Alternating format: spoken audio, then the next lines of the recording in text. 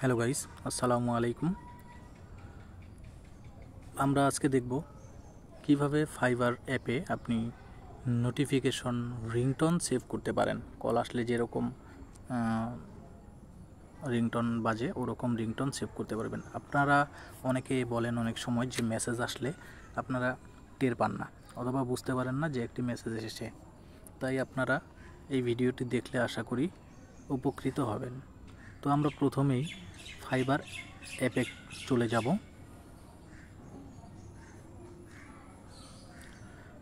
এখান থেকে আমরা প্রোফাইলের এই আইকনটাতে, অ্যাকাউন্টের এই আইকনটাতে ক্লিক করব। ক্লিক করার শেষে আমরা নিচে চলে যাব। এখানে সেটিংয়ে প্রেফারেন্সে ক্লিক করব। দেখতে পাচ্ছেন সেটিং, তার নিচে প্রেফারেন্স। সেখান থেকে আমরা উপরে, একদম উপরে আপনারা দেখতে পারবেন নোটিফিকেশনস। এখানে ক্লিক করবেন নোটিফিকেশন, তারপর আমরা ক্লিক করব নোটিফিকেশন সাউন্ড। এখান থেকে আপনারা নিচে গেলে দেখতে পারবেন নোটিফিকেশনের ক্যাটাগরি আছে। এখান থেকে আপনারা ব্রিফ, জেনারেল, ইনবক্স মেসেজ, তারপরে গিগ, এসবের রিংটোন চেঞ্জ করতে পারবেন। তো আমরা ইনবক্স মেসেজে ক্লিক করব। এখান থেকে দেখতে পারবেন সাউন্ডের অপশনটাতে ক্লিক করবেন। সাউন্ডের অপশনটাতে ক্লিক করার পরে এখান থেকে রিংটোনে যাবেন।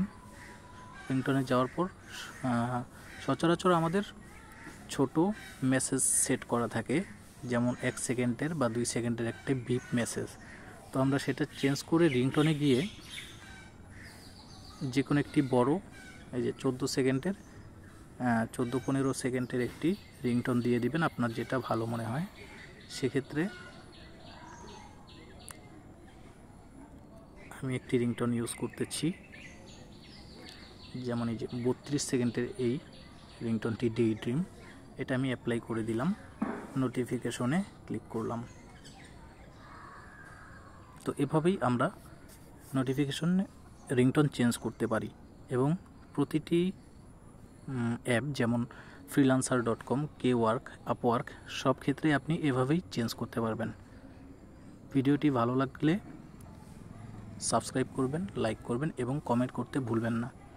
আপনারা যে কোনো বিষয় নিয়ে কমেন্ট করতে পারেন, আমি উত্তর দেওয়ার চেষ্টা করব বা সেই অনুযায়ী ভিডিও তৈরি করার চেষ্টা করব।